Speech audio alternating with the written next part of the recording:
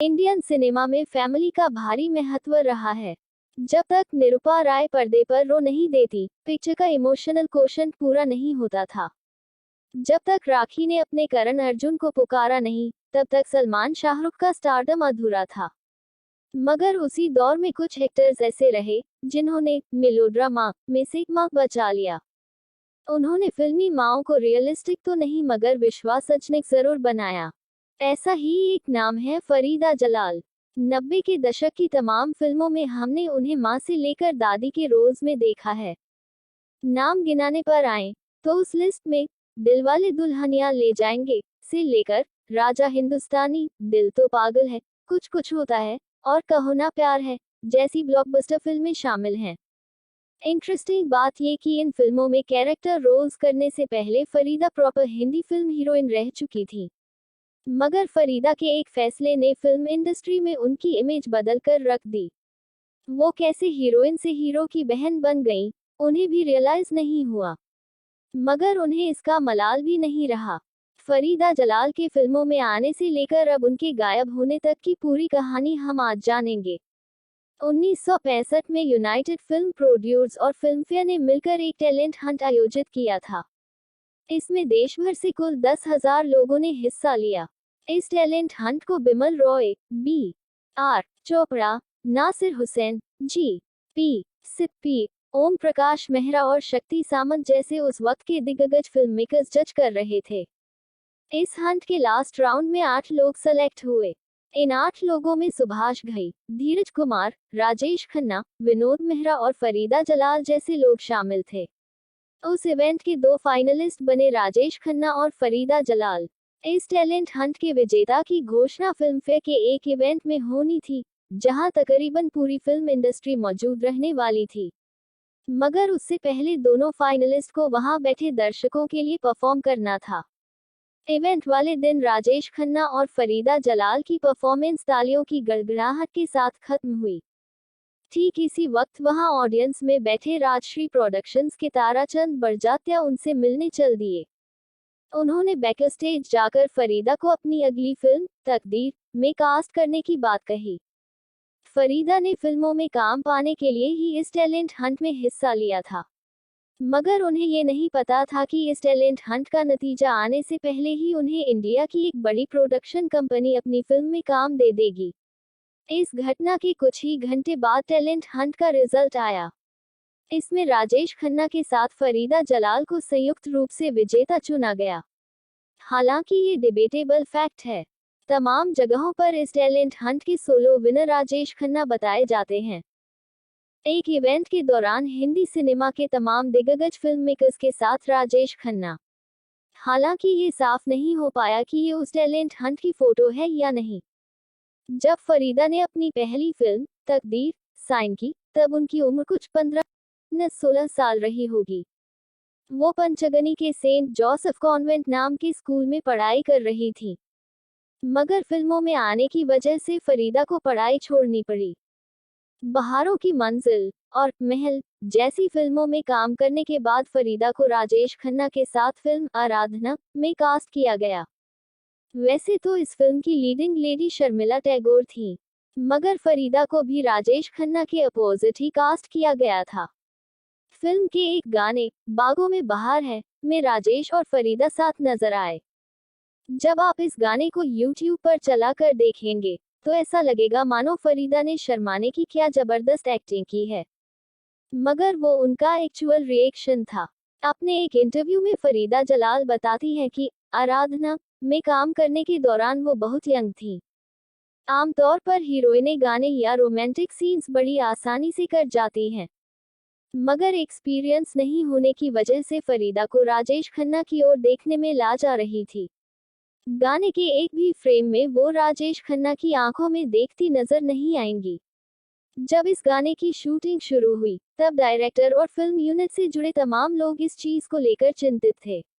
मगर फिर उन्हें एहसास हुआ कि फरीदा की अति शर्मीली अदा फिल्म और गाने के फेवर में काम करेगी। ऐसे में उस गाने को बिना किसी बदलाव या रीशूट किए जस का तस फिल्म में बनाए रखा गया। हीरोइन की जगह हीरो की बहन, माँ और दादी कैसे बन गई फरीदा जलाल।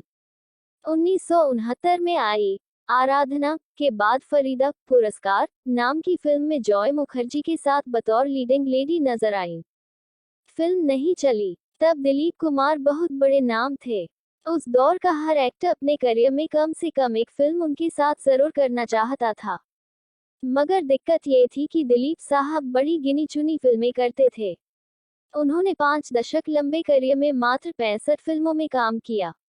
खैर, इसी समय फरीदा को दिलीप कुमार की 1970 में आई फिल्म गोपी में काम करने का मौका मिला। इस फिल्म में उनका रोल दिलीप साहब की बहन का था। अपने करियर के शुरुआती दौर में किसी सुपरस्टार की बहन का रोल करना किसी भी एक्ट्रेस के लिए घातक हो सकता है। मगर फरीदा ने ये सब बिल्कुल नहीं सोचा। जब उन्हें गोपी ऑफर हुई तो सुनिए उनका रिएक्शन क्या था। अपने एक इंटरव्यू में फरीदा बताती हैं, इस फिल्म के लिए मना करने की बात छोड़ी, मैंने दोनों हाथों से उस मौके को लपका। मुझे ग्रेटेस्ट दिलीप कुमार की बहन का रोल ऑफर हुआ था। अगर मुझे फिल्म के सेट पर जाकर सिर्फ उन्हें ऑब्जर्व करने का मौका मिलता, तब भी मैं वो फिल्म साइन कर लेती। फिल्म गोपी के एक सीन में दिलीप कुमार के साथ फरीदा जलाल। गोपी दिलीप कुमार और सायरा बानो की एक साथ पहली फिल्म थी। गोपी के बाद हिंदी फिल्म का हर हीरो फरीदा को फिल्म में अपनी बहन के रोल में चाहता था। इसके बाद फरीदा को 1971 में आई फिल्म पारस में संजीव कुमार की बहन के रोल में कास्ट किया गया। ये वो फिल्म थी जिसमें काम के लिए फरीदा को अपने करियर का पहला अवार्ड मिला, film fair best supporting actress award. अपने इस फैसले को बिना किसी मलाल सही ठहराते हुए फरीदा कहती है, अच्छे कपड़े पहनकर सुंदर दिखने और पेड़ों के आसपास नाचने में ऐसी क्या खास बात है। मुझे फिल्म में हीरोइन से ज्यादा काम करने का मौका मिलता है। फिल्म की हीरोइन सिर्फ गाने गाती रहती और सारे ड्रामेटिक सीन्स मेरे खाते में आ जाते थे। फिल्म पारस में मुझे संजीव कुमार की बहन का रोल मिला, मगर मुझे उस फिल्म में राखी दी से ज्यादा काम करने को मिला, जो कि फिल्म की ऑफिशियल हीरोइन थी। इस पर मुझे इन किरदारों को निभाने की वजह से पहचान और अवार्ड्स भी मिल जाते थे। मैं हीरोइन क्यों बनना चाहूंगी जब मुझे बहन के किरदार में उससे ज्यादा और बेहतर काम करने का मौका मिल रहा था। फरीदा का ये कहना एक तरह से सही भी था, क्योंकि अगली बार वो सलीम जावेद की लिखी फिल्म मजबूर में नजर आई। इसमें वो अमिताभ बच्चन की बहन के रोल में दिखाई दी। इस फिल्म के लिए फरीदा को उनके करियर का दूसरा बेस्ट सपोर्टिंग एक्टर अवार्ड मिला। वो टाइप कास्ट नहीं हुई, उन्होंने आपदा को अवसर में तब्दील कर दिया। शादी के बाद फिल्में छोड़ने वाली फरीदा जलाल को राज कपूर ने दोबारा लॉन्च कर दिया। अमर प्रेम, बॉबी, धर्मात्मा और शतरंज के खिलाड़ी जैसी हिट फिल्मों में काम करने के बाद फरीदा सीन से गायब होने लगी थी। पिछले वाक्य में हमने आपको जितनी फिल्में गिनाई, उनमें से सिर्फ बॉबी में उनका रोल चैलेंजिंग था। उस फिल्म में उन्होंने ऋषि कपूर की मंगेतर का रोल किया था, जो मानसिक रूप से बीमार थी। मगर बीतते समय के साथ उन्हें काम मिलना कम हो गया था। इसके पीछे की वजह ये थी कि तब तक मल्टी स्टारर फिल्मों का चलन शुरू हो गया था। फिल्म के तमाम प्राइमरी रोल्स पॉपुलर एक्टर्स करने लगे। 1975 में शोले आ चुकी थी। कभी कभी, हेरा फेरी और अमर अकबर एंथनी जैसी मल्टी स्टारर फिल्में सफलता के नए पैमाने गढ़ रही थी। फरीदा के पास फिल्म ऑफर्स तो आ रहे थे, मगर वो हल्के और छोटे मोटे कॉमिक रोल्स होते थे। इसी समय फरीदा को जीवन रेखा नाम की फिल्म ऑफर हुई। वो इस फिल्म की हीरोइन थी और उनके हीरो थे तबरेज बरमावर। तबरेज ने प्यारे मदीना समेत कुछ सोशल मुस्लिम सिनेमा में काम किया हुआ था। जीवन रेखा पर साथ काम करने के दौरान फरीदा और तबरेज के बीच कुछ पकने लगा। दोनों प्रेम में पड़े और नवंबर 1978 में इन्होंने शादी कर ली। शादी के बाद फरीदा के फिल्म ऑफर्स सूखने लगे। ऐसे में एक आध साल बंबई में गुजारने के बाद वो अपने पति के साथ बेंगलोर शिफ्ट हो गईं। बेंगलोर में तबरेज की साबुन फैक्ट्री थी। कुछ समय बाद दोनों को एक बेटा पैदा हुआ।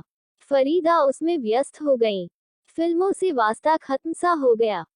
7 साल फिल्मों से दूर फरीदा अपनी लाइफ में बिजी थी। हालांकि उन्होंने वहां रहने के दौरान ही घर जमाए नाम के एक टीवी शो में काम किया। फरीदा को दोबारा से एक्टिंग में एक्टिव होता देख कई फिल्ममेकर्स के कान खड़े हो गए। एक दिन अचानक से एस ओबरॉय नाम के प्रोड्यूसर फरीदा के बेंगलो वाले आवास पर पहुंचे। वो उन दिनों ये जो है जिंदगी नाम का शो बना रहे थे। उन्हें शफी इनामदार के साथ एक जाना पहचाना चेहरा चाहिए था। उन्होंने फरीदा से पूछा कि क्या वो उनके सीरियल में काम करना चाहेंगी। पति से चर्चा के बाद फरीदा वो शो करने को तैयार हो गईं। वो मुंबई आई और शो काम शुरू हो गया, मगर ये उनका ऑफिशियल कमबैक नहीं था। आप समय में थोड़ा पीछे यानी फ्लैशबैक में चलते हैं। फिल्म बॉबी की शूटिंग का आखिर दिन था। शूटिंग खत्म होने के बाद फरीदा राज कपूर से गुड बाय बोलकर वहां से निकल रही थी। राज कपूर ने फरीदा के गुड बाय के जवाब में कहा, तुम्हारे और मेरे बीच में कोई गुड बाय नहीं होगी, क्योंकि R.K. बैंकर फिल्में बनाएगा और तुम हमेशा उन फिल्मों का हिस्सा होगी। फरीदा को लगा राज कपूर सबको खुश रखने के लिए जाने जाते हैं, उन्होंने ऐसे ही ये बात कह दी होगी। उसके बाद फरीदा की शादी हो गई। वो बेंगलो शिफ्ट हो गई। जब 1988 में राज कपूर की डेथ हो गई तो फरीदा को लगा कि राज कपूर का वादा रह गया। 80 के दशक के आखिर में ये जो है जिंदगी की शूटिंग के लिए फरीदा मुंबई आने की तैयारी कर रही थी। तभी उन्हें राज कपूर की आखिरी फिल्म माने जाने वाली हिना का ऑफर आया। कहा जाता है कि हिना की सारी तैयारी राज कपूर ने खुद की थी। फिल्म की शूटिंग पूरी होने से पहले वो गुजर गए, मगर मरने से पहले उन्होंने फरीदा जलाल से किया अपना वादा पूरा कर दिया था। हिना फरीदा जलाल की कमबैक फिल्म बनी। इसके लिए उन्हें एक बार फिर बेस्ट सपोर्टिंग एक्ट्रेस का अवार्ड मिला। अपने एक इंटरव्यू में फरीदा बताती है कि वो हिना को अपनी आखिरी फिल्म की तरह देख रही थी। बकौल फरीदा, वो चाहती थी कि हिना में काम करने के बाद पूरी तरह से फिल्में छोड़कर फैमिली पर फोकस किया जाए। हिना की सफलता का जश्न मनाने के लिए मुंबई के ताज होटल में एक पार्टी रखी गई थी। यहाँ फिल्म की पूरी स्टार कास्ट के साथ फरीदा भी मौजूद थी। इस पार्टी में कई फिल्ममेकर्स उनसे मिलने आए और वो सब लोग चाहते थे कि फरीदा उनकी फिल्म में काम करें। यहाँ से फरीदा की इमेज एक हीरोइन या सेकंड लीड से बदलकर माँ और दादी की हो गई। 90 के दशक की कई हिट फिल्मों में उन्होंने इस तरह के रोल्स निभाए और इन किरदारों में उन्हें खूब पसंद किया गया। 1997 में आई दिल तो पागल है और 2001 में आई फिल्म कभी खुशी कभी गम के बाद यशराज फिल्म्स और धर्म प्रोडक्शन ने फरीदा जलाल को अपनी फिल्मों में लेना बंद कर दिया। फरीदा के करियर की सेकंड इनिंग्स में इन्हीं दो प्रोडक्शन हाउस से निकली फिल्मों ने उन्हें नई पीढ़ी से रूबरू करवाया था। यशराज और धर्म की फिल्मों में फरीदा को न लिए जाने की वजह किरण खेर को माना गया, क्योंकि अनुपम और किरण खेर की इन दोनों ही प्रोडक्शन कंपनियों के सर्वैसवा लोगों से काफी करीबी संबंध थे। कुछ मीडिया रिपोर्ट्स में ये भी कहा गया कि शाहरुख के साथ हुई एक खटपट ने फरीदा को इंडिया के दो चर्चित प्रोडक्शन कंपनियों से दूर कर दिया, मगर ये बहुत पुष्ट खबरें नहीं हैं। हालांकि 2012 में करण जौहर के डायरेक्शन में बनी film student of the year में फरीदा नजर आई थी। 2016 में यशराज फिल्म्स ने भी उन्हें अपनी शॉर्ट फिल्म लव शॉट्स में कास्ट किया, मगर पहले वाली बात नहीं रही। ये तो हो गई फिल्मों और टीवी की बात, मगर फरीदा ने डिजिटल वर्ल्ड में भी अपनी मौजूदगी दर्ज करवा ली है। वो Z5 पर आए दो शोज मेहरम और परछाई का हिस्सा रह चुकी हैं। फरीदा अपने बेटे यासीन जलाल के साथ रहती हैं। मुंबई के साथ साथ उनका बेंगलो आना जाना भी लगा रहता है।